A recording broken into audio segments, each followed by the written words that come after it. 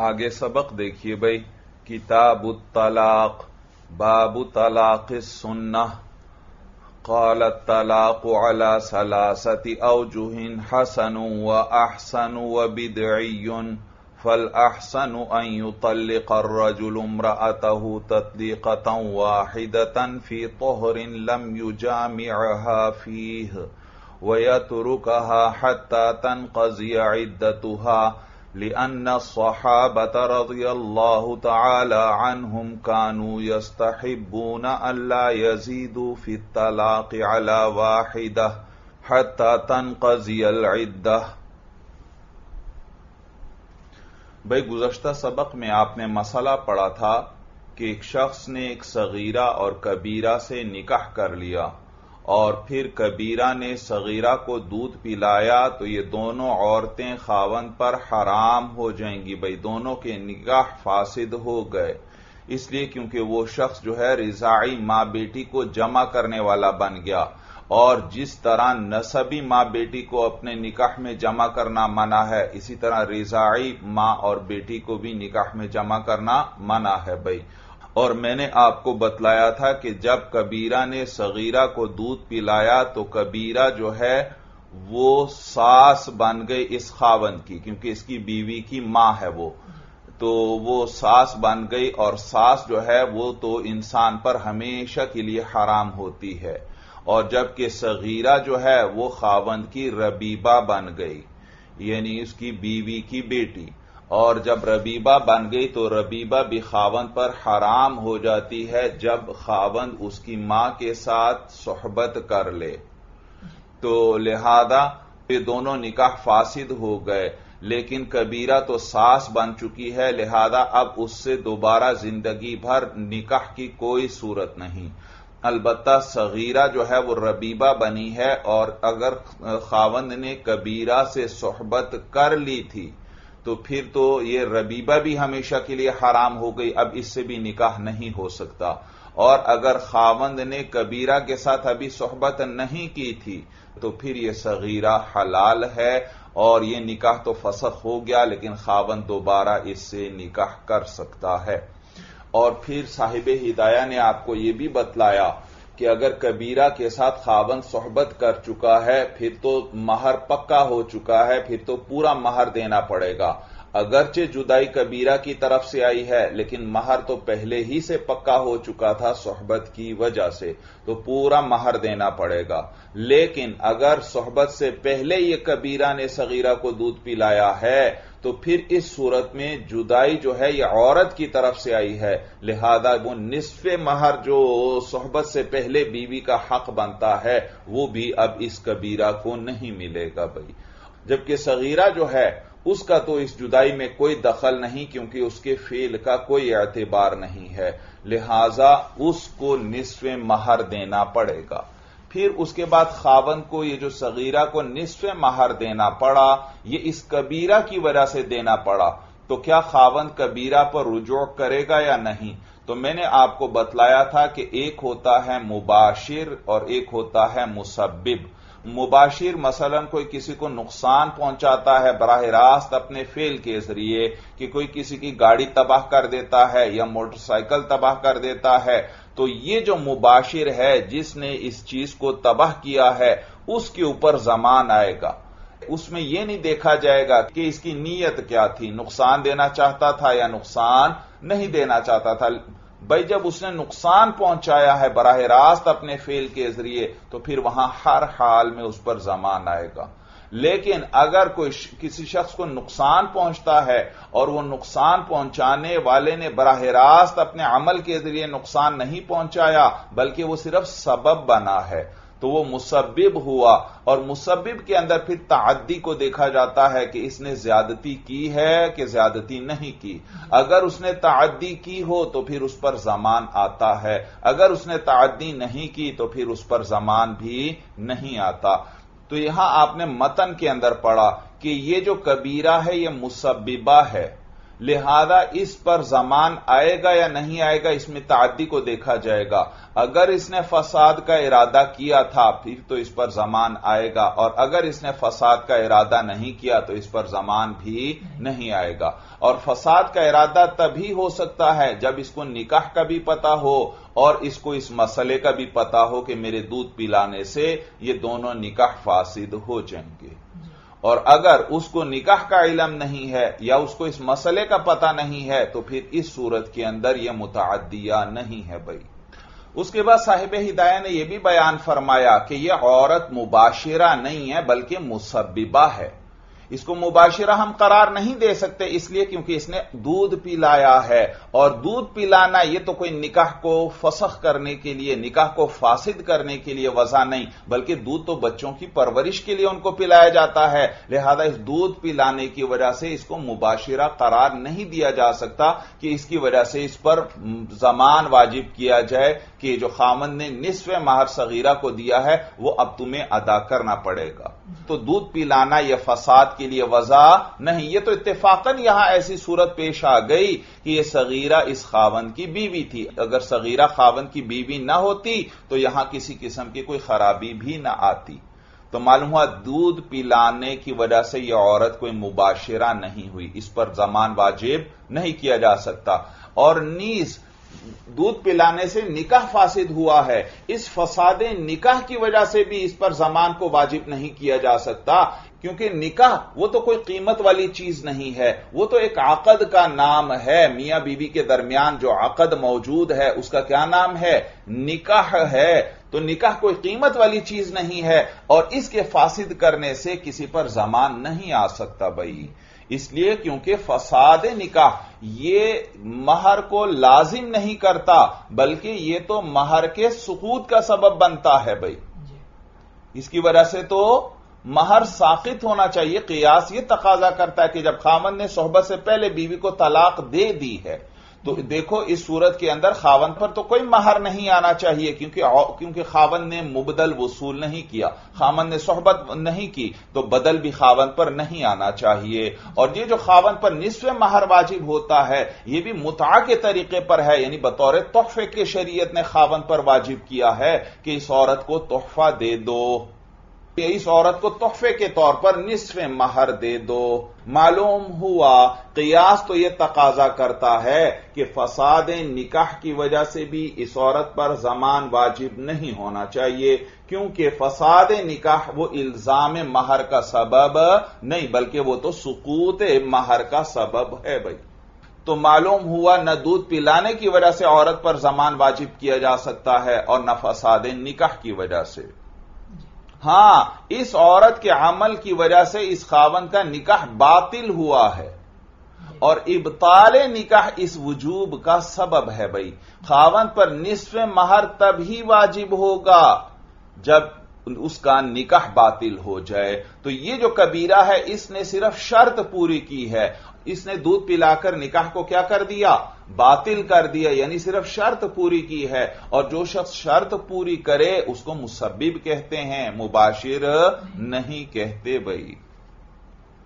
تو اس کے اندر لہذا تعدی دیکھی جائے گی، اگر اس نے تعدی کی ہے پھر تو اس پر زمان واجب کریں گے، اور اگر اس نے تعدی نہیں کی تو اس پر زمان واجب نہیں۔ لہذا اگر اس کو مسئلے کا ہی پتہ نہیں تھا تو اس صورت میں بھی اس پر زمان واجب نہیں ہوگا بھائی۔ تو یہاں اعتراض ہوتا ہے، اعتراض یہ کہ اے صاحب ہدایہ یہاں آپ نے اس کبیرہ کی جہالت کو عذر قرار دے دیا کہ اگر کبیرہ کو اس مسئلے کا پتہ نہیں تھا کہ میرے دودھ پلانے سے نکاح فاسد ہو جائے گا تو پھر اس صورت میں اس کے اوپر زمان واجب نہیں ہوگا۔ یہ جو نصف مہر خاوند نے صغیرہ کو دیا ہے اب اس میں وہ کبیرہ پر رجوع نہیں کر سکتا کیونکہ اس کو مسئلے کا پتہ نہیں تھا۔ تو آپ نے تو جہالت کو عذر قرار دے دیا، حالانکہ آپ نے پیچھے ایک مسئلے میں ہمیں بتلایا تھا کہ دارالاسلام کے اندر مسئلے سے جہالت کوئی عذر نہیں ہے، کسی کو مسئلے کا پتہ ہو یا نہ ہو حکم ثابت ہو جائے گا۔ تو وہاں خیار بلوغ کا مسئلہ پیچھے گزرا تھا، خیار بلوغ آپ نے پڑھا تھا کہ اگر صغیر یا صغیرہ کا نکاح جو ہے اگر باپ یا دادا کروا دیں تو پھر اس صورت میں وہ نکاح ان پر لازم ہے، وہ بالغ ہونے کے بعد بھی اس کو فسخ نہیں کر سکتے۔ لیکن باپ دادا کے علاوہ اگر کوئی اور ولی جو ہے صغیر یا صغیرہ کا نکاح کر دے تو پھر بالغ ہونے پر ان کو خیار بلوغ ملتا ہے، یہ اس نکاح کو فسخ کر سکتے ہیں۔ اور وہاں آپ نے پڑھا تھا کہ یہ جو بالغ ہونے والا ہے یا یہ باکرہ ہوگی یا سیبہ ہوگی یا صغیر ہوگا۔ بھائی اگر سیبہ اور صغیر جو ہیں وہ بالغ ہوئے ہیں اور ان کا نکاح باپ دادا کے علاوہ کسی اور ولی نے کروایا تھا تو پھر اس صورت میں یہ سیبہ بالغہ اور یہ جو صغیر جو بالغ ہو گیا ان کی زبان سے رضامندی ضروری ہے، یہ زبان سے اجازت دیں گے تو پھر ہی ان کا خیار بلوغ ساقط ہوگا، ورنہ جب تک ان کے پاس اختیار ہے وہ نکاح کو فسخ کر سکتے ہیں۔ جبکہ اگر وہ صغیرہ باکرہ تھی اور وہ بالغ ہوئی ہے تو باکرہ کی تو خاموشی بھی رضامندی کی علامت ہوتی ہے۔ آپ نے پڑھا تھا کہ باکرہ بالغہ سے ولی نکاح کی اجازت لے گا اور باکرہ بالغہ اگر خاموش رہی اجازت کے موقع پر تو اس کی خاموشی بھی رضامندی کی علامت ہے۔ تو یہاں پر بھی اگر یہ صغیرہ باکرہ تھی اور یہ بالغ ہوئی تو علماء اور فقہا فرماتے ہیں کہ اس کو خیار بلوغ ملا ہے، لیکن اگر یہ بالغ ہونے کے بعد کچھ دیر بھی خاموش رہی تو اس کی خاموشی وہ تو رضامندی کی علامت ہے، تو اس کا خیار بلوغ ساقط ہو جائے گا، اس کا خیار بلوغ ساقط ہو جائے گا۔ معلوم ہوا صغیرہ باکرہ جس مجلس میں بالغ ہو، جس مجلس میں اس کو حیض کا خون شروع ہو، فوراً اس کا یہ کہنا کہ میں نکاح کو فسخ کرتی ہوں یا میں نکاح کو رد کرتی ہوں یہ کہنا ضروری ہے۔ اگر اس نے تھوڑی سی بھی دیر کر دی تو اس کا خیار بلوغ ساقط ہو جائے گا اور یہ نکاح اس پر لازم ہو جائے گا، کیونکہ تھوڑی دیر خاموش رہی تو خاموشی آ گئی اور باکرہ کی خاموشی تو رضامندی کی علامت ہے، تو یہ اس کی رضامندی آ گئی، لہذا اب نکاح لازم ہو گیا۔ اور وہاں پر صاحب ہدایہ نے آپ کو بتلایا تھا کہ اگر یہ جو باکرہ جو بالغ ہوئی ہے اگر اس کو مسئلے کا پتہ نہ ہو پھر بھی خیار بلوغ ساقط ہو جائے گا، پھر بھی، کیونکہ دارالاسلام کے اندر مسئلے سے جاہل ہونا یہ کوئی عذر نہیں ہے۔ دارالاسلام کے اندر تعلیم کے مواقع موجود ہیں، تعلیم کے ادارے موجود ہیں اور ہر مسلمان مرد اور عورت پر ضروری دینی مسائل کا جاننا ضروری ہے، تو لہذا ان کی جہالت کوئی عذر نہیں ہوگی۔ تو یہاں اعتراض ہوا کہ اے صاحب ہدایہ آپ نے ہمیں اس پچھلے مسئلے میں بتایا تھا کہ دارالاسلام کے اندر مسئلے سے جہالت کوئی عذر نہیں ہے، لیکن یہاں پر آپ کہہ رہے ہیں کہ اگر اس کبیرہ کو مسئلے کا پتہ نہیں تھا تو اس پر زمان نہیں آئے گا۔ معلوم ہوا یہاں آپ جہالت کو عذر قرار دے رہے ہیں، اگر اس کو مسئلے کا پتہ نہیں تو اس پر زمان نہیں آئے گا۔ تو صاحب ہدایہ نے جواب دیا کہ بھئی دیکھیے ایک ہے علت اور ایک ہے حکم، علت جب بھی پائی جائے حکم ضرور پایا جائے گا، ایسا نہیں ہو سکتا علت پائی جائے اور حکم نہ پایا جائے۔ تو اگر علت پائی جاتی اور ہم کہتے کہ چونکہ اس کو مسئلے کا پتہ نہیں تھا اس لیے حکم نہیں آئے گا، توجہ ہے، علت جب بھی پائی جائے حکم کا پایا جانا ضروری۔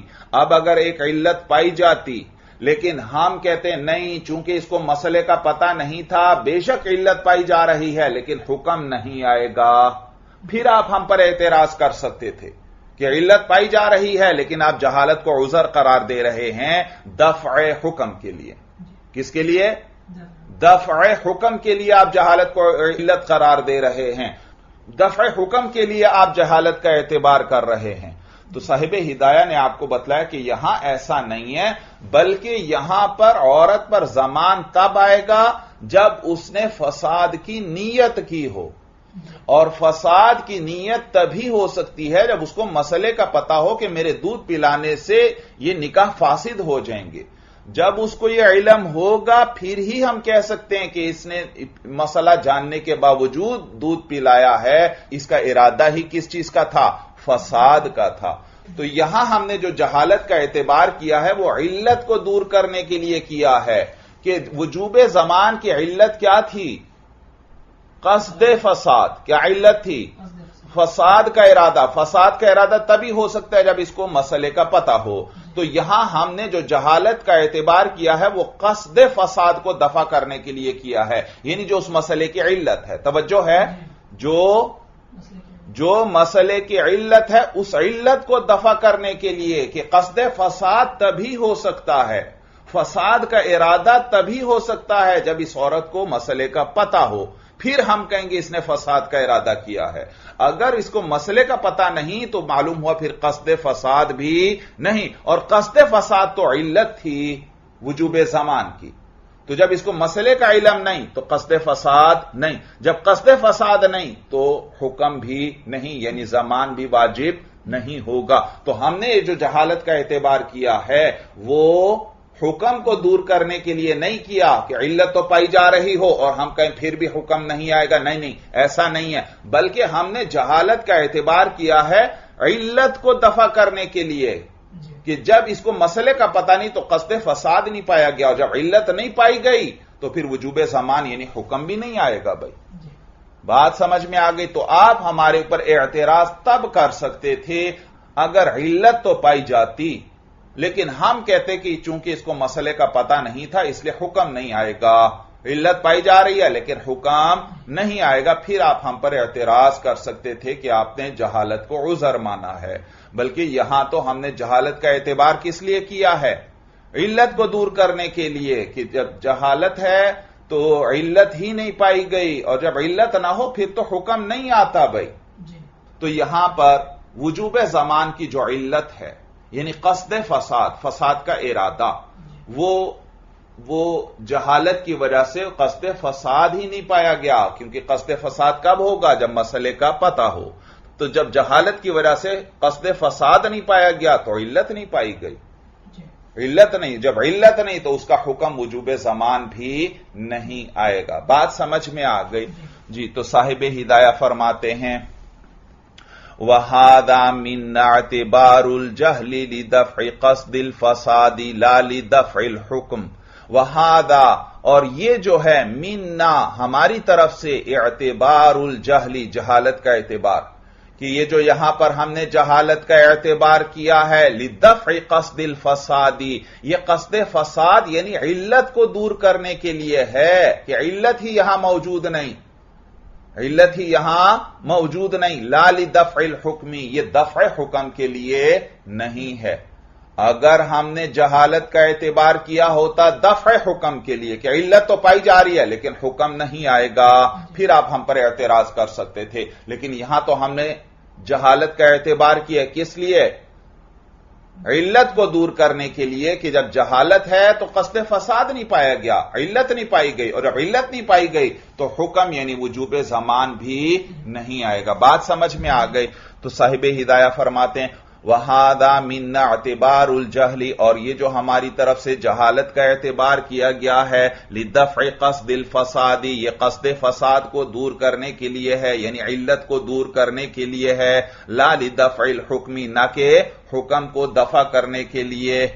اور پھر صاحب ہدایہ نے آپ کو یہ بھی بتلایا تھا کہ رضاعت کے مسئلے کے اندر اکیلی عورتوں کی گواہی قابل قبول نہیں، بلکہ دو مردوں کی گواہی ہونی چاہیے یا ایک مرد اور دو عورتوں کی گواہی ہونی چاہیے. جبکہ امام مالک رحمہ اللہ فرماتے ہیں کہ رضاعت کے مسئلے کے اندر اگر ایک عورت بھی گواہی دے دے اور وہ عورت قابل اعتماد ہے، عادلہ ہے، تو اس صورت میں حرمت ثابت ہو جائے گی. وجہ یہ کہ کسی چیز کا حرام یا حلال ہونا یہ ایک شرعی امر ہے. یہ کیا ہے؟ ایک شرعی امر ہے. تو حرمت جو ہے یہ حق اللہ ہے، یہ حق شرع ہے، اس میں بندے کا دخل نہیں کہ ایک چیز اس کے لیے حرام ہے. بھائی تو یہ حرام ہونا یہ حق شرع ہے. بھائی یعنی یہ ایک امر دینی ہے، خالص دینی چیز ہے. اس کے اندر ایک آدمی کی گواہی بھی کافی ہے، ایک آدمی کی خبر بھی کافی ہے. چنانچہ اگر ایک مسلمان گوشت خریدتا ہے اور بعد میں آ کر کوئی قابل اعتماد آدمی اسے بتاتا ہے کہ یہ تو مجوسی کا ذبیحہ ہے، تو اس مسلمان پر بھی یہ گوشت حرام ہو گیا. بات سمجھ میں آ گئی؟ تو دیکھو یہاں اے احناف آپ کے نزدیک بھی ایک آدمی کے خبر دینے سے یہ گوشت کی حرمت ثابت ہو گئی. تو لہذا یہ جو رضاعت ہے اس رضاعت کی وجہ سے بھی حرمت آئے گی، تو اس کے اندر بھی ایک قابل اعتماد آدمی کی گواہی کافی ہونی چاہیے۔ یہ کون فرما رہے ہیں؟ امام مالک رحمہ اللہ۔ ہم جواب دیتے ہیں کہ اگر صرف حرمت آئے تو وہ تو حق شرع ہے، حرمت آئے تو وہ تو حق شرع ہے، لیکن اگر حرمت کے ساتھ ساتھ حق العبد کا بھی دخل آ جائے، مثلا ایک شخص کی ملکیت ختم ہو رہی ہے، حرمت کی وجہ سے ملکیت ختم ہو رہی ہے، تو پھر اس صورت میں یہ خالص حق شرع نہیں رہے گا بلکہ یہ حق العبد بھی بن گیا۔ اور کسی بھی چیز سے ملکیت ختم کرنے کے لیے کم از کم 2 مردوں کی گواہی ضروری ہے، یا ایک مرد اور 2 عورتوں کی گواہی ضروری ہے۔ تو لہذا یہاں پر بھی یہ جو نکاح کا مسئلہ ہے، اس کے اندر جب بھی رضاعت کی وجہ سے حرمت آئے گی تو ساتھ ہی زوال نکاح بھی آ جائے گا، اگر وہ دونوں میاں بیوی ہیں جن کی رضاعت کی خبر دی جا رہی ہے، اگر وہ دونوں میاں بیوی ہیں تو پھر وہاں پر رضاعت کی وجہ سے اگر حرمت ثابت ہوگی تو ساتھ ہی زوال ملک بھی آئے گا، خاوند کی جو ملک نکاح ہے وہ اس عورت پر سے ختم ہو جائے گی۔ اور کسی چیز سے زوال ملک جو ہے اس کے لیے تو کم از کم 2 مرد گواہ چاہیے، یا ایک مرد اور 2 عورتیں، اس لیے یہاں پر ہم نے یہ شرط قرار دیا بھائی رضاعت کے مسئلے میں کہ 2 مرد گواہی دیں یا ایک مرد اور 2 عورتیں۔ جبکہ کھانے پینے اور استعمال کی جو چیزیں ہیں وہاں پر تو حرمت ملکیت کے ساتھ جمع ہو سکتی ہے کہ حرمت آئے اور زوال ملک نہ ہو، وہاں تو ایسا ہو سکتا ہے، لہذا وہاں جو حرمت ہے وہ ایک خالص دینی معاملہ ہوگا، اس لیے وہاں پر ایک آدمی کی خبر کا اعتبار کیا جائے گا۔ لیکن نکاح کے مسئلے میں تو حرمت کے ساتھ ساتھ زوال ملک بھی آئے گا بھائی، تو پھر وہ خالص دینی معاملہ نہ رہا۔ بات سمجھ میں آ گئی؟ اب آئیے آج کے سبق پر۔ کتاب الطلاق، باب طلاق السنہ۔ قال الطلاق على 3 اوجه حسن واحسن وبدعی۔ بھئی یہاں کتاب الطلاق کے آغاز میں چند ضروری باتیں ہیں، وہ لکھ لیجئے بھئی، لکھیے بھئی، اوپر عنوان دے دیجئے کتاب الطلاق، کتاب الطلاق لکھیے بھئی۔ طلاق کا معنی ہے، طلاق کا معنی ہے حل القید، حل القید یعنی بند چیز کو کھولنا، یعنی بند چیز کو کھولنا، چاہے یہ حصی ہو، چاہے یہ حصی ہو، کحل العقدتی، کحل العقدتی یعنی گرہ کا کھولنا، یعنی گرہ کا کھولنا، رسی کا کھولنا، اور چاہے وہ معنوی ہو، اور چاہے وہ معنوی ہو، کحل قید النکاح، کحل قید النکاح۔ بات سمجھ میں آ رہی ہے بھائی؟ طلاق کا کیا معنی ہے؟ حل القید، بند چیز کا کھولنا، اور یہ کھولنا جو ہے یہ حسن بھی ہو سکتا ہے اور معنن بھی ہو سکتا ہے۔ حسن کھولنا جیسے کوئی رسی وغیرہ کھولنا، گرا وغیرہ کھولنا، اور یہ کھولنا معنوی بھی ہو سکتا ہے جیسے قید نکاح کا کھولنا بھائی۔ آگے لکھیے بھائی، اصطلاح شریعت میں طلاق کی تعریف یہ ہے، طلاق کی تعریف یہ ہے، الطلاق ازالۃ النکاح، الطلاق ازالۃ النکاح، ازالہ زا کے ساتھ ہے، الطلاق ازالۃ النکاح او نقصان حلہ، او نقصان حلہ بلفظ مخصوص، بلفظ مخصوص، یعنی طلاق جو ہے وہ نام ہے نکاح کو ختم کرنے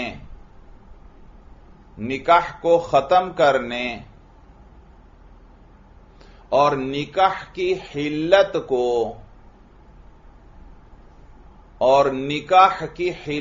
کو کم کرنے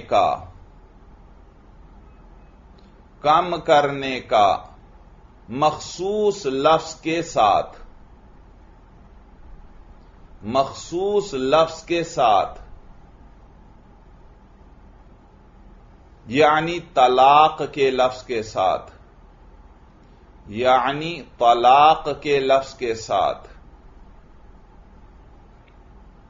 بھئی دیکھیے یہ تعریف آپ کو سمجھ میں آ گئی. الطلاق ازالۃ النکاح، طلاق جو ہے وہ نکاح کا ازالہ کرنا، یعنی نکاح کو ختم کرنا، اس کو زائل کرنا، او نقصان حلہ، یا اس نکاح کی حلت کو کم کرنا. بھئی دیکھو کوئی شخص کسی عورت سے نکاح کرتا ہے تو وہ 3 طلاقوں کا مالک ہے، تو اس طلاق کے ذریعے وہ نکاح کو ختم بھی کر سکتا ہے، اور اگر طلاق دے کر وہ رجوع کر لیتا ہے تو دیکھو اب اس طلاق کی وجہ سے نکاح تو نہیں ختم ہوا کیونکہ اس نے رجوع کر لیا ہے، لیکن البتہ نکاح کی حلت کم ہو گئی. پہلے یہ عورت اس آدمی کے لیے حلال تھی 3 طلاقوں کے ساتھ، اب یہ عورت اس آدمی کے لیے حلال ہے 2 طلاقوں کے ساتھ. اب تمام زندگی اس شخص کو صرف 2 طلاقوں کا حق ہے. پھر ایک اور طلاق بھی اگر اس نے دے دی اور پھر رجوع کر لیا تو اب اور بھی حلت کم ہو گئی، لہذا اب یہ عورت اس آدمی کے لیے صرف 1 طلاق کے ساتھ حلال ہے. اب تمام زندگی اس کو صرف 1 طلاق کا حق ہے، اگر وہ طلاق بھی اس نے دے دی تو پھر یہ عورت اس پر حرام ہو جائے گی. بھائی آگے لکھیے بھائی، طلاق دینے والے کے لیے شرط یہ ہے کہ وہ شخص عاقل اور بالغ ہو،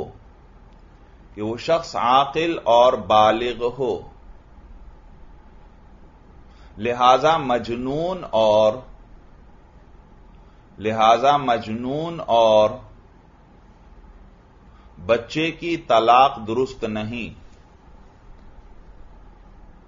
لہذا مجنون اور بچے کی طلاق درست نہیں اور نہ ہی واقع ہوتی ہے.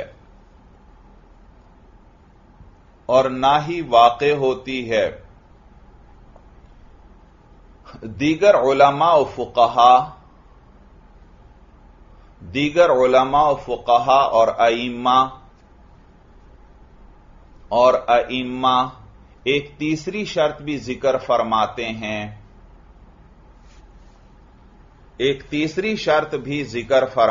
ہیں کہ وہ شخص مختار ہو یعنی صاحب اختیار ہو،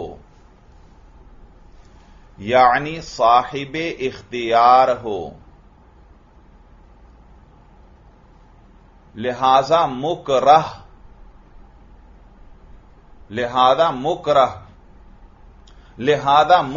یعنی مجبور کی طلاق واقع نہیں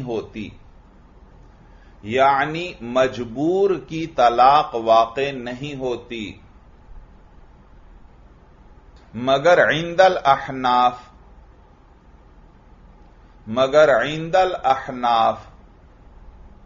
مکرہ کی طلاق بھی واقع ہو جاتی ہے. مگر عند الاحناف مکرہ کی طلاق بھی واقع ہو جاتی ہے. الگ سطر میں لکھیے بھائی. پھر طلاق بغیر ضرورت ممنوع ہے.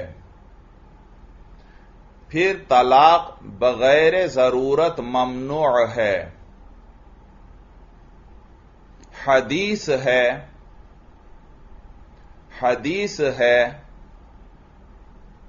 ابغض الحلال، ابغض بھائی با غین ضاد ہے بھائی، ابغض الحلال لکھ لیا بھائی، الی اللہ بھائی، ابغض الحلال الی اللہ، الی اور پھر لفظ اللہ ہے بھائی، الطلاق، الطلاق، حدیث لکھ لی بھائی، ابغض الحلال الی اللہ الطلاق، یعنی حلال چیزوں میں اللہ تعالی کو سب سے زیادہ مبغوض،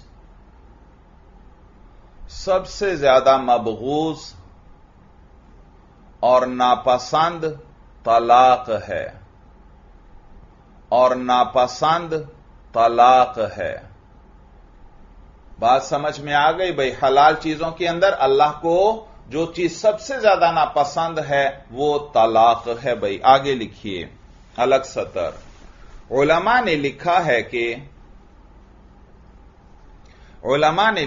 ہے کہ طلاق کبھی حرام ہوتی ہے،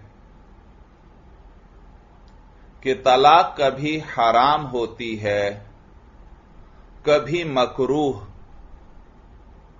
کبھی مکروہ، کبھی مندوب، کبھی مندوب، کبھی مباح،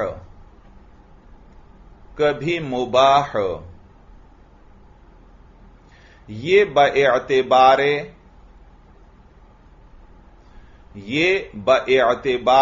اختلاف احوال ہے، یہ باعتبار اختلاف احوال ہے۔ جب خاوند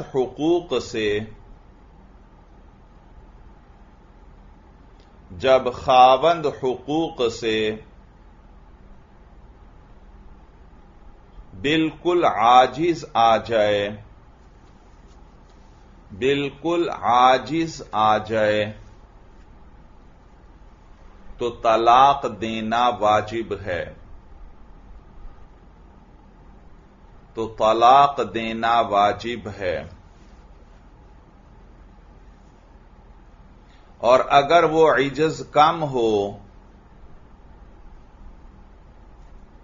اور اگر وہ عجز کم ہو تو پھر صرف مندوب ہے،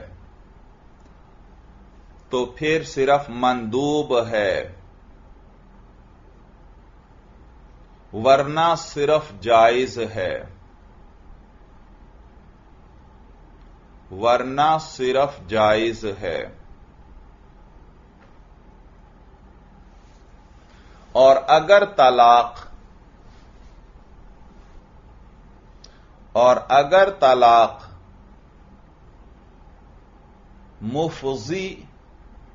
مفضی ضاد اور یا ہے آخر میں، اور اگر طلاق مفضی الہ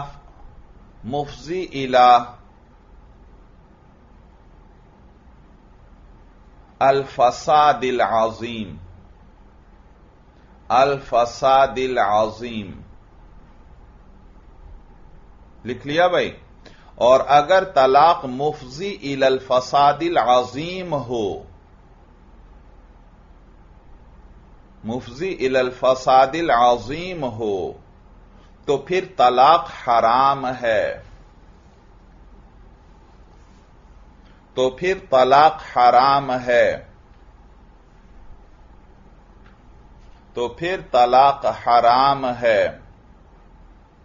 اگر فساد کچھ کم ہو، اگر فساد کچھ کم ہو پھر طلاق دینا مکروہ ہے، پھر طلاق دینا مکروہ ہے۔ الگ سطر میں لکھیے، عند الاحناف، طلاق کی دو قسمیں ہیں، طلاق کی دو قسمیں ہیں،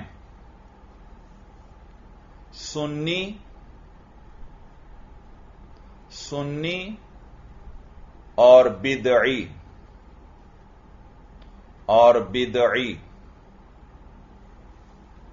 پھر سنی دو قسم پر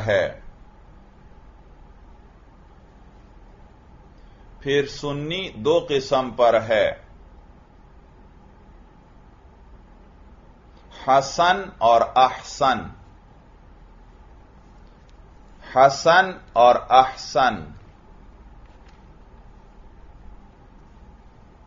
الگ سطر۔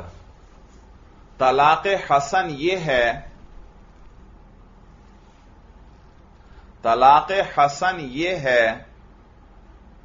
کہ ایک طلاق رجعی دے،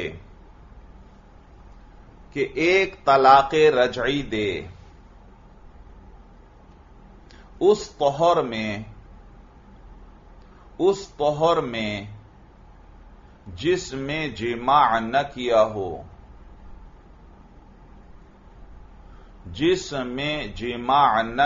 ہو،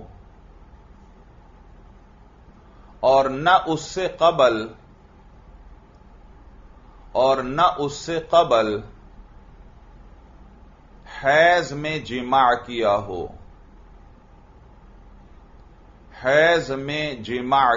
ہو۔ کیا لکھا؟ طلاق حسن یہ ہے کہ ایک طلاق رجعی دے اس طہر میں جس میں جماع نہ کیا ہو اور نہ اس سے قبل حیض میں جماع کیا ہو۔ بھئی دیکھیے، حیض کے اندر جماع یہ تو حرام ہے، لیکن بہرحال کوئی کر تو سکتا ہے بھئی، اگرچہ فعل حرام ہے لیکن احتمال تو ہے، لہذا طلاق حسن میں ضروری ہے کہ طلاق رجعی دے اور ایسے طہر میں دے جس میں جماع نہ کیا ہو، اور نیز اس سے ماقبل والے حیض میں بھی اس نے جماع نہ کیا ہو۔ بات سمجھ میں آ رہی ہے؟ آگے لکھیے، پھر اگر وہ دوسری طلاق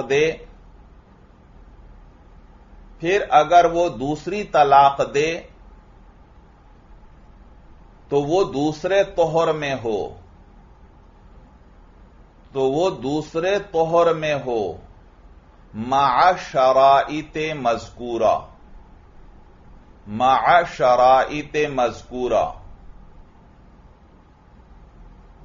اور پھر تیسری طلاق دے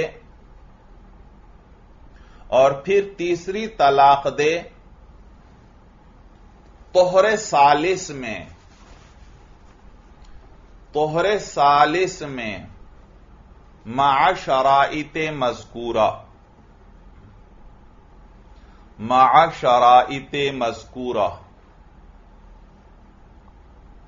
پس طلاق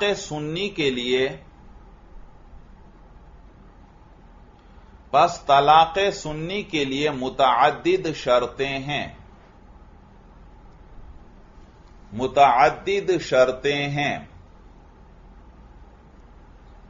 شرط اول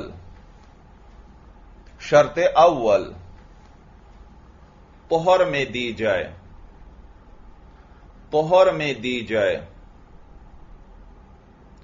لہذا حیض و نفاس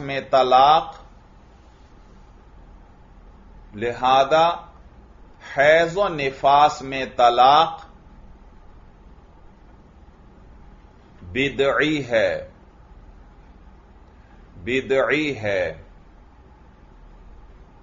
یعنی بدعت ہے، اور معصیت و گناہ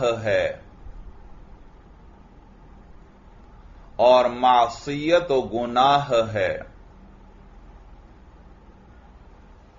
لکھ لیا؟ آگے لکھیے، شرط ثانی،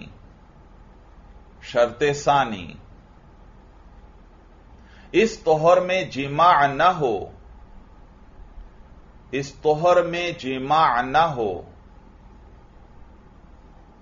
اگر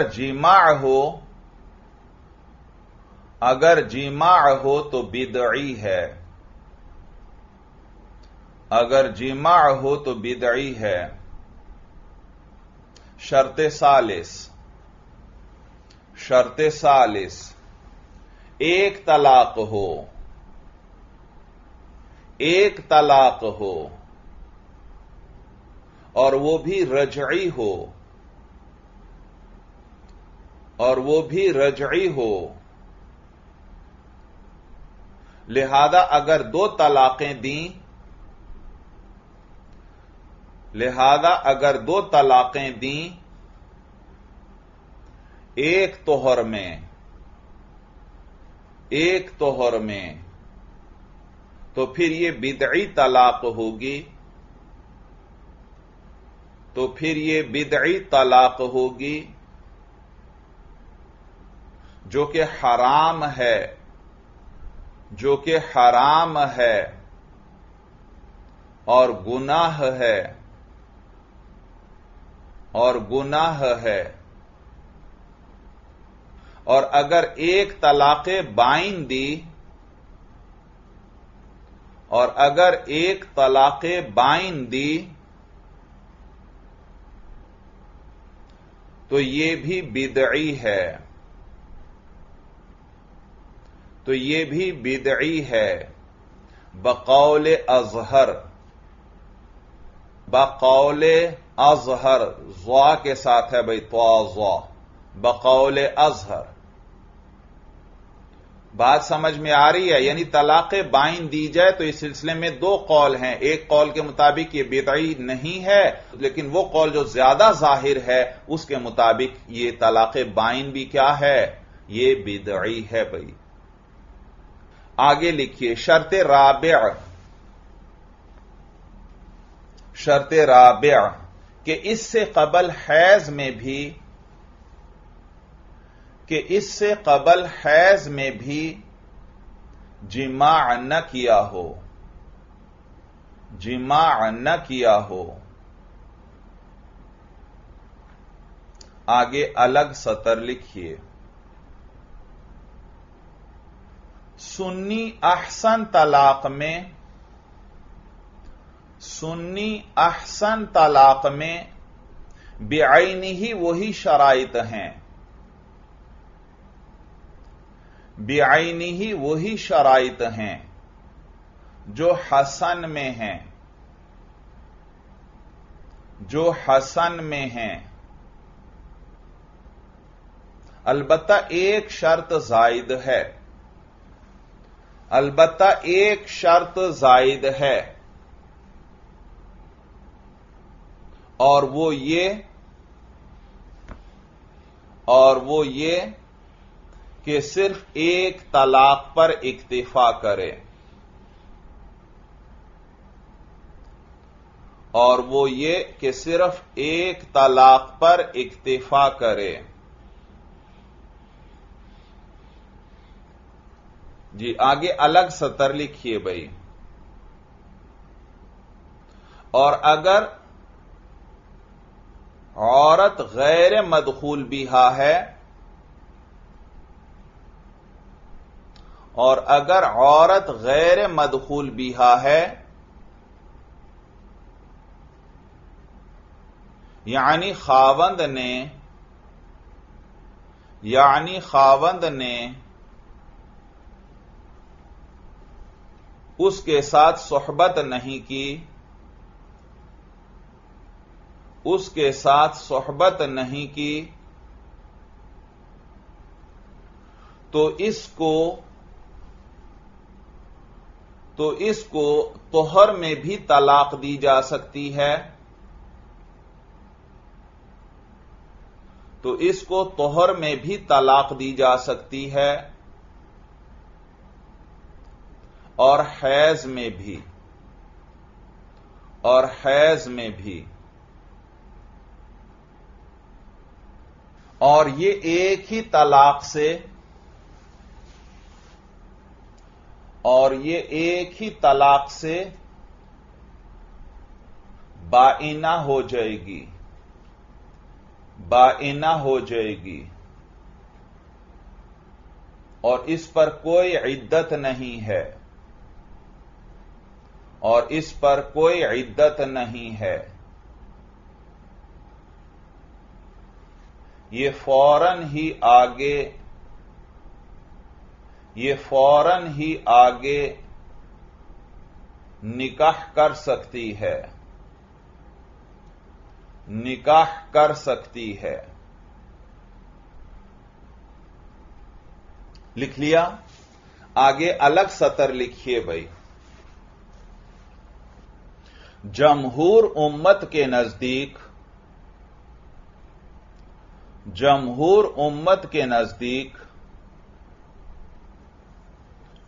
اگر ایک ہی مجلس میں 3 طلاقیں دی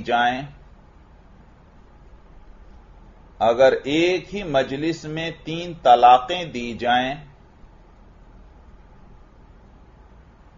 تو وہ 3 ہی شمار ہوں گی،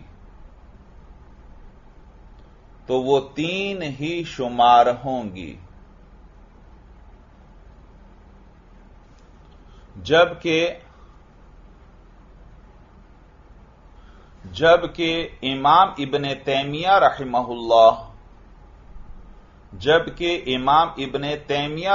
اللہ اور ان کے شاگرد ابن قیم رحمہ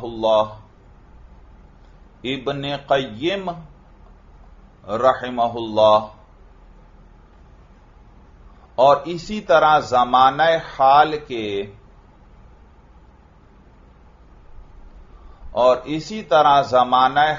کے غیر مقلدین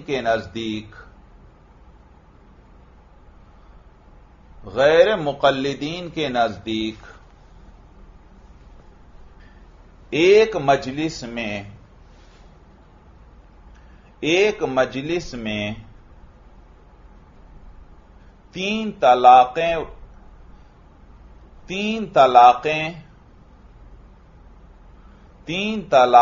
واقع ہی نہیں ہو سکتی، لیکن مذکورہ علماء کے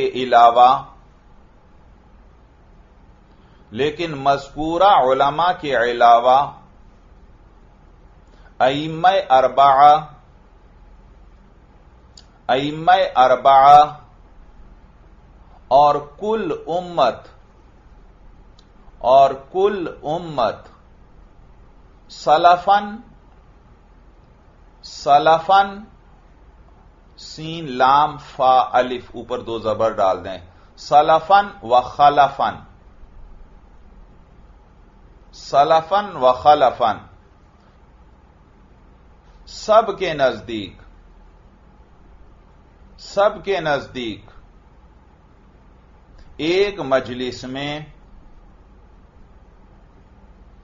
ایک مجلس میں 3 طلاقیں واقع ہو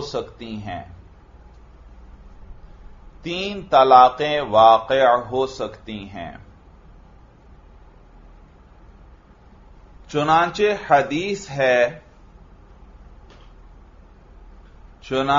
حدیث ہے حضرت رکانہ رضی اللہ تعالی عنہ کی، حضرت رکانہ را ہے اور چھوٹا کاف ہے، حضرت رکانہ رضی اللہ تعالی عنہ کی،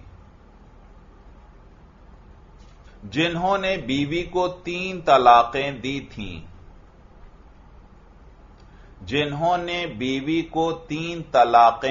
تھیں، اور حدیث میں 3 طلاقوں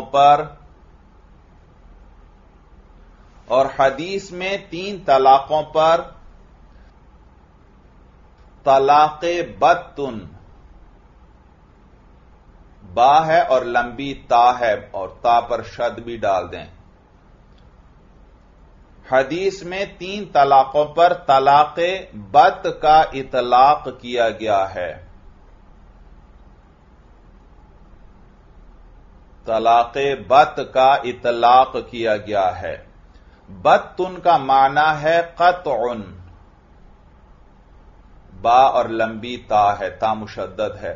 بتن کا معنی ہے قطع، قاف طا اور عین، قطع، قطع یعنی توڑنا اور کاٹنا۔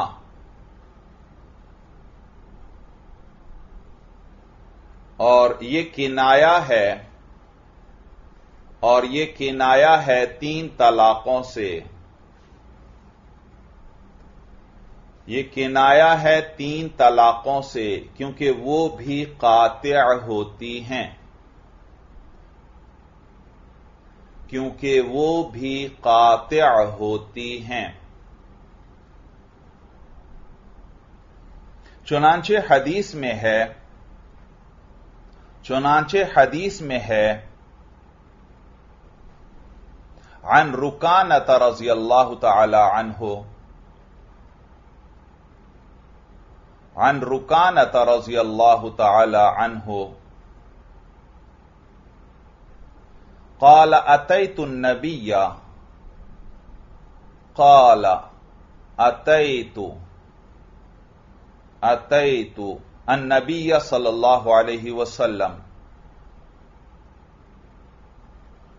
النبی صلی اللہ علیہ وسلم،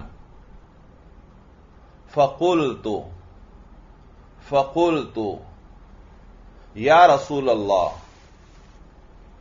یا رسول اللہ، انی طلقت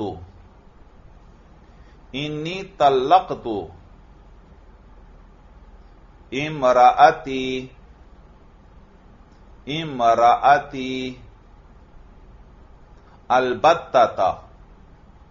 البتۃ فقال ما اردت بها، فقال ما اردت بها، فقلت واحدة،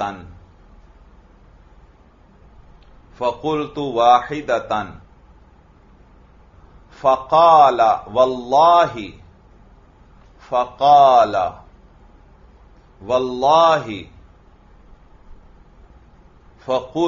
والله،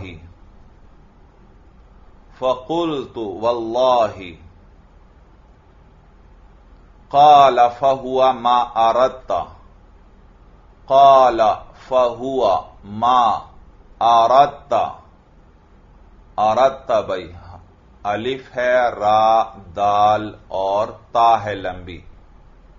حدیث کا ترجمہ سمجھ میں آ رہا ہے؟ دیکھو ترجمہ بھی دیکھ لیجئے کہ حضرت رکانہ رضی اللہ تعالیٰ عنہ سے روایت ہے، قال اتیت النبی صلی اللہ علیہ وسلم، کہ میں نبی کریم صلی اللہ علیہ وسلم کے پاس آیا، فقلت یا رسول اللہ انی طلقت امرأتی البتۃ، کہ یا رسول اللہ میں نے اپنی بیوی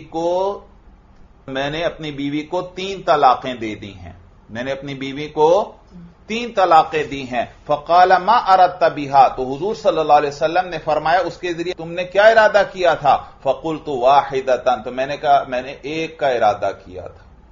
تو فقال واللہ، تو حضور نے فرمایا واللہ یعنی کیا تم اللہ کی قسم کھاتے ہو اس پر؟ فقلت واللہ، تو میں نے کہا واللہ کہ ہاں میں اس پر قسم کھاتا ہوں، میں نے ایک کا ارادہ کیا تھا۔ تو قال فهو ما اردت، تو پھر وہ وہی ہے جو تم نے ارادہ کیا، یعنی ایک ہی طلاق ہے۔ بات سمجھ میں آ گئی؟ جی لکھیے آگے بھائی۔ حضور علیہ السلام نے طلاق واحد کے ارادے پر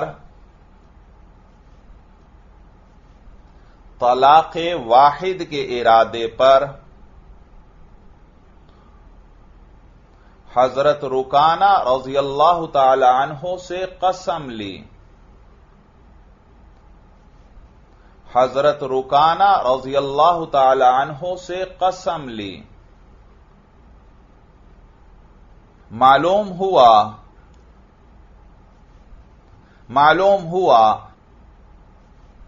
کہ اگر 3 کا ارادہ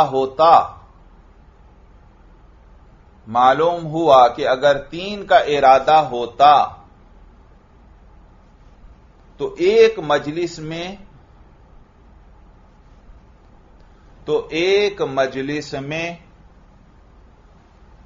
تینوں واقع ہو جاتی اور اگر ایک ہی مجلس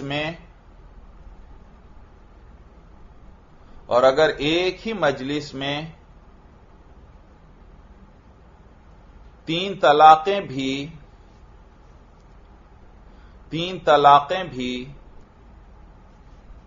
ایک ہی شمار ہوتی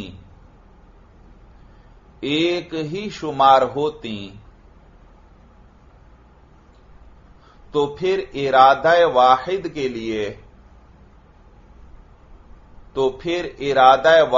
کے لیے قسم کھلانے کی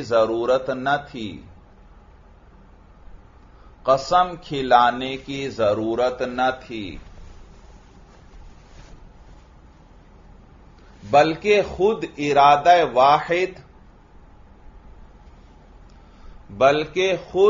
ارادہ واحد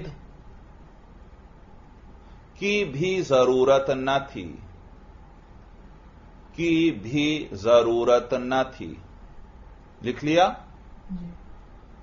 بلکہ خود ارادہ واحد کی بھی ضرورت نہ تھی بھائی.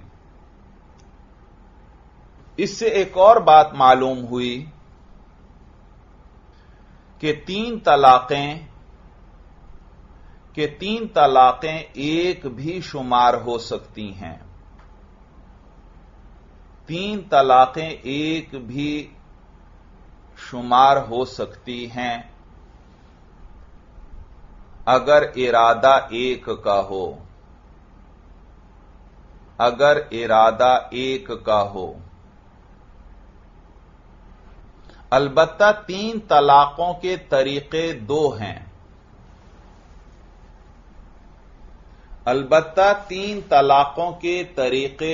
ہیں. جی الگ سطر لکھیے. پہلا طریقہ یہ ہے کہ یوں کہے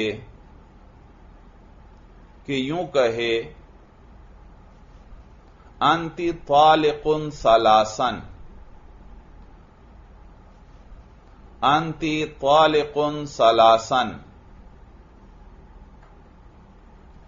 یعنی باقاعدہ ثلاثہ کے عدد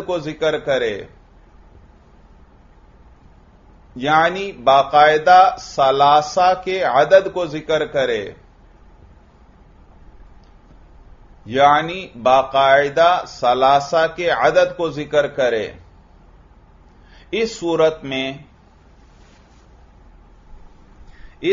میں عند الجمہور وأئمہ اربعہ تین طلاقیں ہی واقع ہوتی ہیں.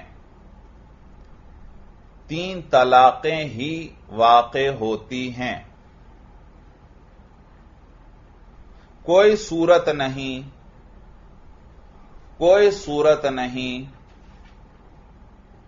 ایک طلاق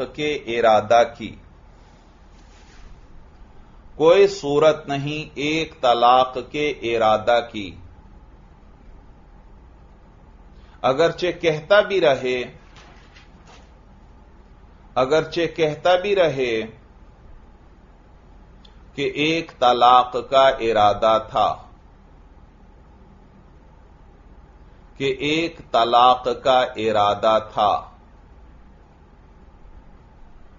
کیونکہ لفظ ثلاثہ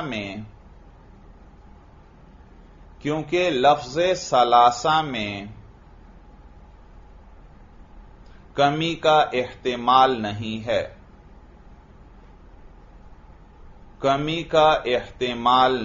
ہے. جیسے کوئی شخص تین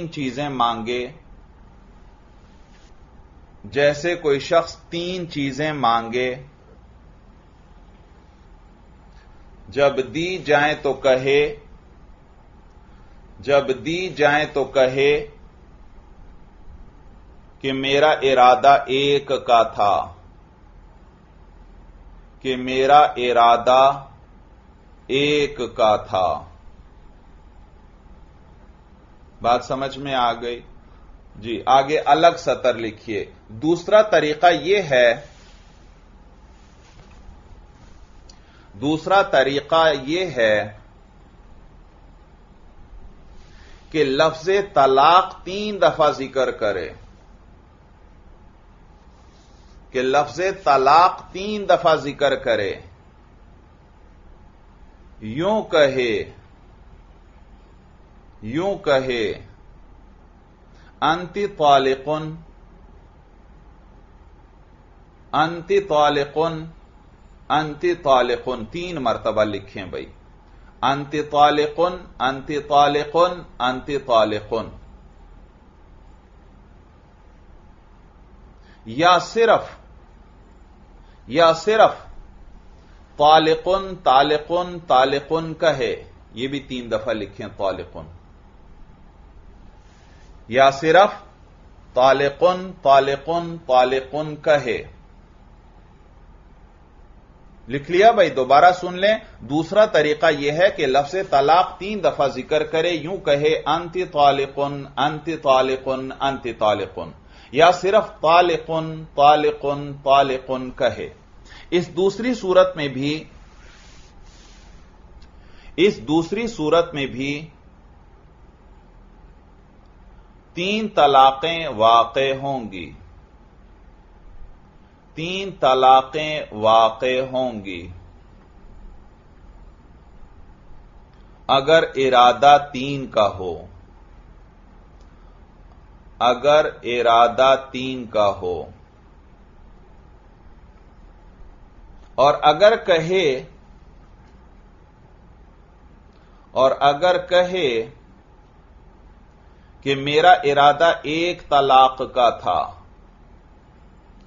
کہ میرا ارادہ 1 طلاق کا تھا، اور باقی الفاظ بطور تاکید کے کہے تھے، اور باقی الفاظ بطور تاکید کے کہے تھے، تو اس کا یہ قول درست ہے، تو اس کا یہ قول درست ہے، اور ایک ہی طلاق ہوگی، اور ایک ہی طلاق ہوگی، دیانتن، دیانتن لا قضاءن، دیانتن لا قضاءن، یعنی گھر میں معاملہ ٹھیک ہو جائے گا، یعنی گھر میں معاملہ ٹھیک ہو جائے گا، یعنی گھر میں معاملہ ٹھیک ہو جائے گا، اور بیوی پاس رکھے گا، اور بیوی پاس رکھے گا، اور اگر قاضی تک بات پہنچ گئی، اور اگر قاضی تک بات پہنچ گئی تو قاضی 3 طلاقیں ہی کہے گا، تو قاضی 3 طلاقیں ہی کہے گا، اور جدائی کر دے گا، اور جدائی کر دے گا۔ یہ دوسری صورت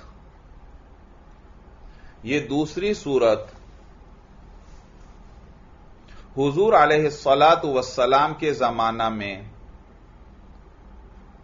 حضور علیہ الصلاۃ والسلام کے زمانہ میں، اور صدیق رضی اللہ تعالی عنہ کی خلافت میں اور صدیق رضی اللہ تعالی عنہ کی خلافت میں اور عہد عمر رضی اللہ تعالی عنہ کی ابتدا میں اور عہد عمر رضی اللہ تعالی عنہ کی ابتدا میں قضاءً بھی ایک شمار کی جاتی تھی، قضاءً بھی ایک شمار کی جاتی تھی، کیونکہ لوگ نیک تھے، کیونکہ لوگ نیک تھے اور دیانتدار تھے، اور دیانتدار تھے۔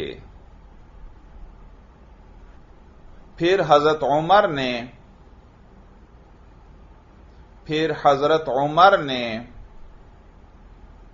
بعد میں کہا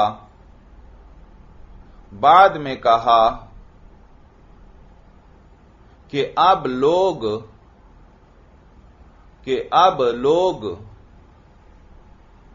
اتنے نیک نہیں رہے،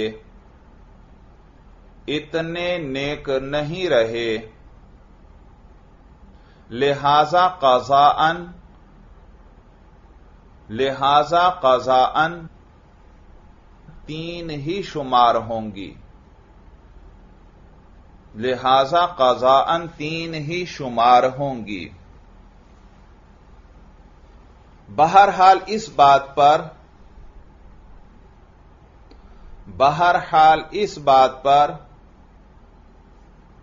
پوری امت کا اتفاق ہے، بہرحال اس بات پر پوری امت کا اتفاق ہے کہ ایک مجلس میں تین طلاقیں واقع ہوتی ہیں، تین طلاقیں واقع ہوتی ہیں۔ بس بھائی بحث مکمل ہوئی، تفصیل سمجھ میں آ گئی بھائی۔ یہ قیمتی بحث ہے بھائی۔ طلاق کا معنی ذکر ہوا اس کے اندر کہ طلاق حل القید کو کہتے ہیں، بند چیز کو کھولنا بھائی۔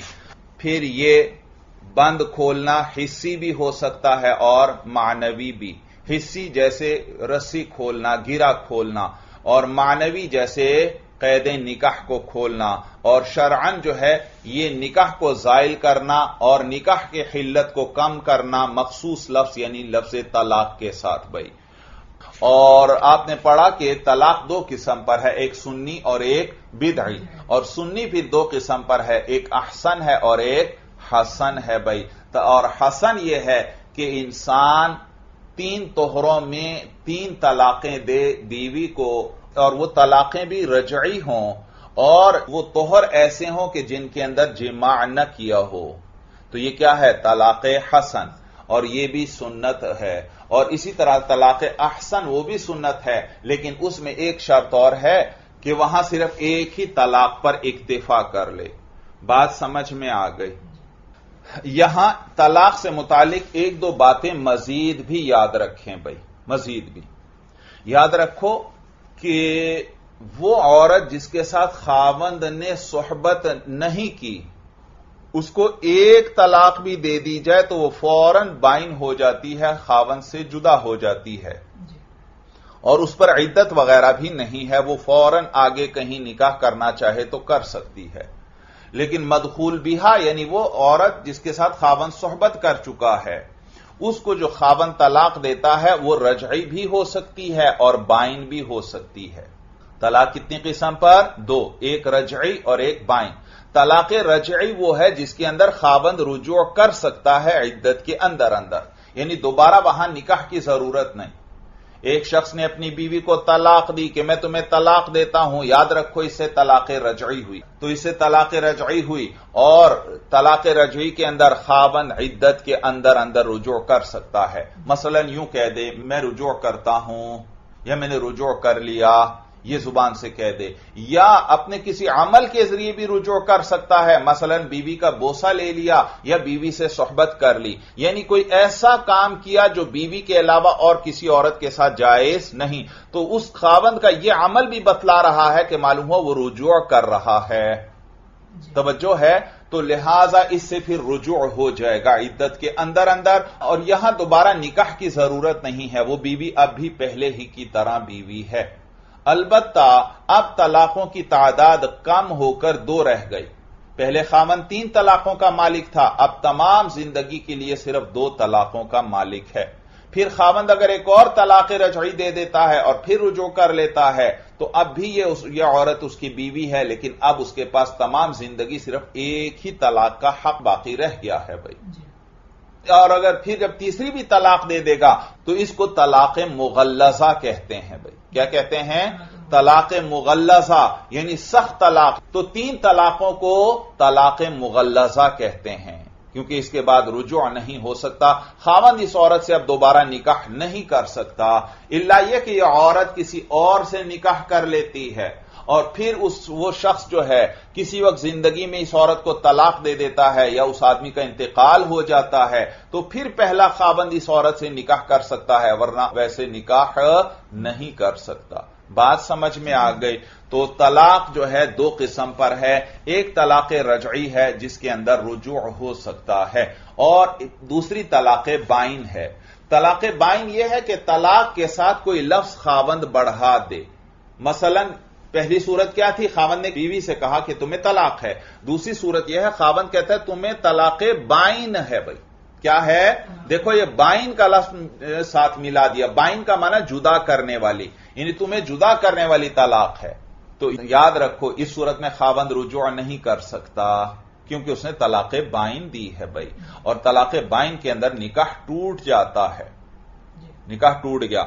تو طلاق بائن کے بعد عورت پھر جب عدت گزارے گی تو عدت گزارنے کے بعد اب وہ جہاں چاہے نکاح کر سکتی ہے۔ تو طلاق بائن میں نکاح ٹوٹ جاتا ہے، اور عدت گزارنے کے بعد اگر عورت کسی اور سے نکاح کرنا چاہتی ہے تو کر سکتی ہے، لیکن اگر یہی خاوند دوبارہ نکاح کرنا چاہتا ہے، اس نے تو ابھی صرف ایک طلاق دی ہے، لہذا یہ ابھی بھی اس عورت سے نکاح کر سکتا ہے، اور یہ خاوند جو ہے عدت کے اندر بھی نکاح کر سکتا ہے اس عورت سے اور عدت کے بعد بھی۔ پہلا خاوند ہی نکاح کرنا چاہتا ہے طلاق بائن میں تو عدت کے اندر بھی نکاح کر سکتا ہے اور عدت کے بعد بھی نکاح کر سکتا ہے، لیکن اگر عورت کسی اور سے نکاح کرنا چاہتی ہے تو عدت کے اندر نکاح نہیں کر سکتی، عدت کے بعد ہی نکاح پھر کر سکتی ہے کسی اور کے ساتھ۔ بات سمجھ میں آ گئی؟ تو طلاقیں کتنی قسم کی؟ 2، ایک رجعی جس میں عدت کے اندر رجوع ہو سکتا ہے، ایک طلاق بائن جس کے اندر نکاح ٹوٹ گیا، اب اگر اس بیوی کو رکھنا ہے تو دوبارہ نکاح کرنا پڑے گا، نیا مہر مقرر کرنا پڑے گا۔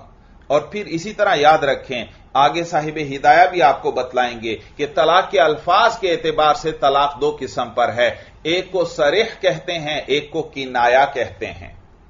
صریح بھائی صاد کے ساتھ ہے، صریح یعنی صاف لفظوں میں جو طلاق ہو۔ ایک شخص اپنی بیوی سے کہتا ہے کہ تجھے طلاق ہے، دیکھو یہ صاف لفظوں میں طلاق دے رہا ہے۔ یہ جو اس شخص نے جملہ کہا تمہیں طلاق ہے، دیکھو اس کا اور کوئی معنی نہیں ہے۔ تو صریح کسے کہتے ہیں؟ صاف لفظوں میں جو طلاق دی جائے، جہاں کوئی اور معنی نہ ہو، صرف طلاق ہی کا معنی ہو، جس کو کیا کہتے ہیں؟ صریح۔ اور اگر خاوند نے گول مول سی بات ذکر کی جس میں طلاق کا معنی بھی ہے اور معنی بھی اس کے اندر نکل سکتا ہے تو پھر اس کو کنایہ کہتے ہیں۔ جیسے خاوند بیوی سے کہتا ہے تو جدا ہے، تو جدا ہے، تو اب اس میں طلاق کا معنی بھی نکل سکتا ہے کہ تو جدا ہے، یعنی مجھ سے جدا ہے کیونکہ میں تجھے چھوڑ چکا ہوں، میں تجھے طلاق دے چکا ہوں۔ اور تو جدا ہے اس کے اندر اور معنی بھی نکل سکتا ہے کہ مطلب یہ ہے کہ تو باقی عورتوں سے جدا ہے، کوئی بھی عورت حسن و جمال میں تیرے جیسی نہیں بھائی، تو اس کو کہتے ہیں کنایہ۔ تو صریح وہ طلاق جس میں طلاق کے علاوہ اور کسی معنی کا احتمال نہ ہو، اور کنایہ جو ہے وہ طلاق ہے جس میں گول مول الفاظ کے ساتھ طلاق دی جائے اور وہاں طلاق کا معنی بھی نکلتا ہو اور دوسرا معنی بھی نکلتا ہو بھائی۔ اور پھر یاد رکھو یہ صریح جو ہے یہ رجعی بھی ہو سکتی ہے اور بائن بھی ہو سکتی ہے. اسی طرح کنایا جو ہے وہ رجعی بھی ہو سکتا ہے اور بائن بھی ہو سکتا ہے. رجعی جس میں رجوع ہو سکے، بائن جس میں رجوع نہ ہو سکے. تو طلاق چاہے صریح ہو چاہے کنایا ہو، دونوں جو ہیں رجعی بھی ہو سکتی ہیں اور بائن بھی. تو کل طلاق کی گویا 4 قسمیں بن گئیں، صریح رجعی اور صریح بائن. اسی طرح کنایا رجعی اور کنایا بائن، 4 قسمیں ہو گئیں. کون کون سی 4 قسمیں؟ دہرائیے بھائی زبان سے، کون کون سی 4 قسمیں؟ نمبر 1 صریح رجعی، اور پھر صریح بائن، پھر کنایا رجعی اور کنایا بائن. بھائی تو صریح رجعی وہ ہے جس میں طلاق کے لفظ کے ساتھ صاف لفظوں کے اندر طلاق دیتا ہے اور اس کے ساتھ کوئی لفظ نہیں بڑھاتا. مثلا خاوند بیوی سے کہتا ہے میں تجھے طلاق دیتا ہوں، تو صاف لفظوں میں طلاق دی اور کوئی ساتھ صفت وغیرہ نہیں بڑھائی. اور بائن وہ ہے جس کے اندر خاوند کچھ الفاظ بڑھا دے کہ میں تمہیں طلاق بائن دیتا ہوں، یا یوں کہتا ہے میں تمہیں پہاڑ جتنی طلاق دیتا ہوں، یا میں تمہیں بہت بڑی طلاق دیتا ہوں، یا میں تمہیں بہت لمبی چوڑی طلاق دیتا ہوں. تو دیکھو طلاق کے ساتھ خاوند نے کچھ الفاظ بڑھا دیے، تو اب ان الفاظ کا بھی اثر پڑے گا اور یہ طلاق جو ہوگی وہ رجعی نہ رہے گی بلکہ بائن ہو جائے گی. تو صریح رجعی اور صریح بائن. بھائی اسی طرح کنایا جو ہے، کنایا میں نے بتایا گول مول الفاظ کے ساتھ طلاق دینا، یہ کنایا بھی کبھی رجعی ہوگا اور کبھی بائن. یاد رکھیے آپ کو صاحب ہدایہ بتلائیں گے کہ عربی زبان میں 3 کنایات ایسے ہیں جن سے طلاق رجعی ہوگی. 3 کنایات ایسے ہیں جن سے طلاق رجعی، باقی جتنے کنایات ہیں ان سب سے طلاق بائن ہوگی. تو معلوم ہوا کنایات بھی کتنے قسم کے ہو گئے؟ 2. کچھ کنایات رجعی ہیں اور کچھ کنایات بائن ہیں. بھائی پھر اگر خاوند بیوی کو 1 طلاق دیتا ہے، توجہ ہے، پھر عدت کے اندر خاوند اگر دوسری طلاق دیتا ہے تو کیا یہ دوسری شمار کریں گے یا شمار نہیں کریں گے؟ تو اس سلسلے میں ضابطہ یاد رکھنا کہ خاوند جو پہلی طلاق دے گا یا تو وہ صریح رجعی ہوگی یا صریح بائن ہوگی یا کنایا رجعی ہوگی یا کنایا بائن ہوگی. توجہ ہے، خاوند نے پہلی طلاق دے دی، کون سی ہوئی؟ یا تو وہ صریح رجعی ہوگی یا صریح بائن ہوگی یا کنایا رجعی ہوگی یا کنایا بائن. اب عدت کے اندر خاوند دوسری طلاق دینا چاہتا ہے تو وہ دوسری طلاق بھی یا وہ صریح رجعی ہوگی یا صریح بائن ہوگی یا کنایا رجعی ہوگی یا کنایا بائن، کیونکہ یہی 4 قسمیں ہیں طلاق کی. تو گویا یہاں کل 16 صورتیں بن جاتی ہیں. کتنی صورتیں؟ 16 صورتیں. دیکھو مثلا پہلی طلاق کون سی دی؟ صریح رجعی. اور دوسری طلاق وہ صریح رجعی بھی ہو سکتی ہے، صریح بائن بھی اور کنایا رجعی بھی اور کنایا بائن بھی. تو یہ 4 صورتیں اس میں بن گئیں. پہلی طلاق کون سی؟ صریح رجعی. اس کے اندر کتنی صورتیں بن گئیں؟ 4 صورتیں کہ دوسری طلاق بھی صریح رجعی ہوگی یا صریح بائن ہوگی یا کنایا رجعی ہوگی یا کنایا بائن ہوگی. اور اگر پہلی طلاق صریح بائن ہے تو دوسری طلاق میں بھی اسی طرح پھر 4 صورتیں. تو 4 صورتیں اس کے اندر ہو گئیں. اور تو اس طرح ہر ایک میں 4 صورتیں بنیں گی. پہلی طلاق کون سی ہے؟ صریح رجعی. تو اس کے اندر بھی دوسری طلاق میں 4 صورتیں. اور پہلی طلاق اگر صریح بائن ہے اس کے اندر بھی دوسری طلاق میں 4 صورتیں. اگر پہلی طلاق کنایا رجعی ہے تو اس کے اندر بھی دوسری طلاق میں 4 صورتیں. اور اگر پہلی طلاق جو ہے کنایا بائن ہے تو دوسری طلاق میں یہاں بھی 4 صورتیں. تو پہلی طلاق جو بھی ہو دوسری کے اندر 4 صورتیں بنیں گی. تو گویا کل 16 صورتیں بن گئیں. ایک شخص نے بیوی کو طلاق دی ہے اور عدت کے اندر دوسری طلاق دیتا ہے تو کیا یہ دوسری بھی شمار کی جائے گی یا یہ لغو چلی جائے گی، ضائع ہو جائے گی؟ تو اس میں فقہا پھر ضابطہ بیان فرماتے ہیں کہ یہ کل 16 صورتیں بن گئیں. ان 16 کے اندر یاد رکھنا 14 صورتوں میں دوسری طلاق بھی ساتھ مل جائے گی اور 2 طلاقیں ہو جائیں گی. ایک طلاق دی تھی اور پھر عدت کے اندر دوسری طلاق دی، تو 14 صورتوں کے اندر دوسری طلاق بھی پہلی کے ساتھ ملے گی اور طلاقوں کی تعداد 2 ہو جائے گی. لیکن 2 صورتیں ایسی ہیں جن کے اندر دوسری طلاق پہلی کے ساتھ نہیں ملے گی، دوسری طلاق لغو اور بیکار چلی جائے گی. اور وہ صورت ہے جب دوسری طلاق کنایہ بائن ہو. اگر دوسری طلاق کنایہ بائن ہو اور پہلی والی بھی بائن ہے تو یہ کنایہ بائن اس پہلی بائن کے ساتھ نہیں ملے گی.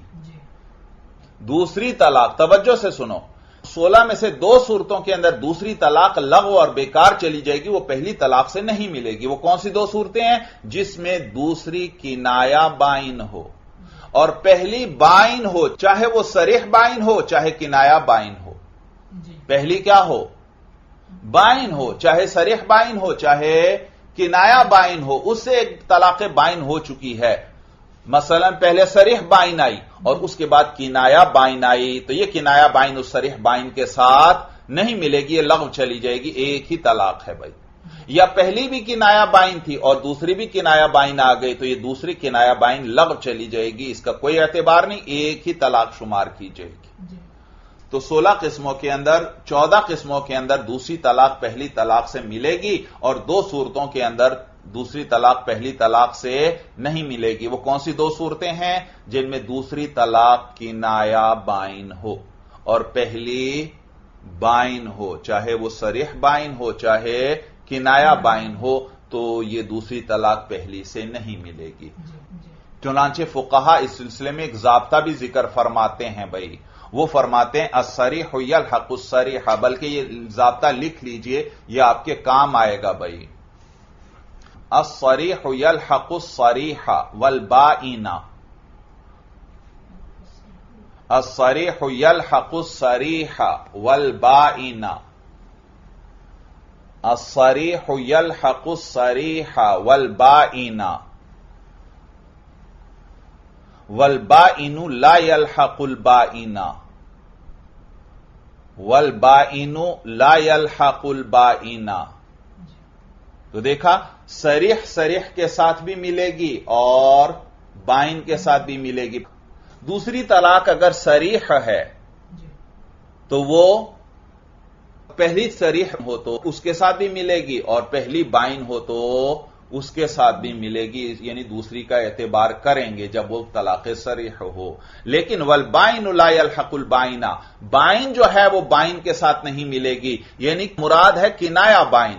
کنایہ بائن جو ہے وہ بائن کے ساتھ نہیں ملے گی. اگر پہلی بائن ہے اور دوسری کنایہ بائن ہے تو یہ اس پہلی کے ساتھ نہیں ملے گی. تو یہ ضابطہ بھی آپ کو یاد ہونا چاہیے. الصریح یلحق الصریح والبائن، کہ صریح جو ہے صریح اور بائن دونوں سے مل جاتی ہے. والبائن لا يلحق البائن، اور بائن کے ساتھ نہیں ملتی، یعنی کنایہ بائن جو ہے وہ بائن کے ساتھ نہیں ملتی. چلیے بس کریں، بات سمجھ میں آ گئی. کل پھر انشاءاللہ یہ کتاب سے شروع کریں گے، لیکن یہ طلاق کی ابتدائی بحثیں بھائی ان کو اچھی طرح سمجھ لیں. آگے ساری طلاق کی بحث چلے گی. آپ کو پتا ہونا چاہیے طلاق رجعی کسے کہتے ہیں. میں نے بتایا جس میں رجوع ہو سکے. اور طلاق بائن میں نے بتلایا وہ طلاق جس میں طلاق کے ساتھ بائن کا لفظ خاوند بڑھا دے یا کوئی اور صفت وغیرہ بڑھا دے کہ بڑی طلاق دیتا ہوں یا پہاڑ جتنی طلاق دیتا ہوں، تو یہ طلاق بائن اور اسے نکاح فوراً ٹوٹ جاتا ہے. اس میں رجوع نہیں ہو سکتا، دوبارہ نکاح کرنا پڑے گا. اور عدت کے اندر بھی خاوند نکاح کر سکتا ہے اس عورت سے اور عدت کے بعد بھی کر سکتا ہے. اور پھر اس کے بعد بتایا طلاق کے الفاظ کے اعتبار سے طلاق کی 2 قسمیں ہیں، ایک صریح اور ایک کنایہ. صریح وہ لفظ جس میں طلاق کے علاوہ اور کوئی معنی ہی نہ ہو بھائی، اور کنایہ وہ ہے جس میں طلاق کے علاوہ اور بھی معنی ہو بھائی. اور پھر یہ صریح بھی 2 قسم پر ہے، یا رجعی ہوگا یا بائن، اور کنایہ بھی 2 قسم پر ہے، رجعی ہوگا یا بائن ہوگا. اور پہلی طلاق کے ساتھ دوسری طلاق ملے گی یا نہیں، تو میں نے بتلایا کہ یہاں کل 16 صورتیں بنتی ہیں. 2 صورتوں کے اندر دوسری طلاق پہلی طلاق سے نہیں ملے گی. اور وہ 2 صورتیں کیا ہیں؟ دوسری طلاق کون سی ہو؟ کنایہ بائن ہو، کنایہ بائن، اور پہلی کیا ہو؟ बाइन हो, चाहे सरीह बाइन हो चाहे किनाया बाइन हो, तो ये जो दूसरी किनाया बाइन है ये पहली बाइन के साथ नहीं मिलेगी। तो ये तलाक की किस्में आपको अच्छी तरह याद होनी चाहिए भाई, खूब अच्छी तरह इनको जहन नशीन कर लें। आगे सारी बहसें चलेंगी, आपके जहन में ये बातें होंगी तो आप आसानी से समझते चले जाएंगे भाई। चलिए बस भाई, हादा हुवल मराम, अल्लाहु आलम बिहकीकतिल कलाम।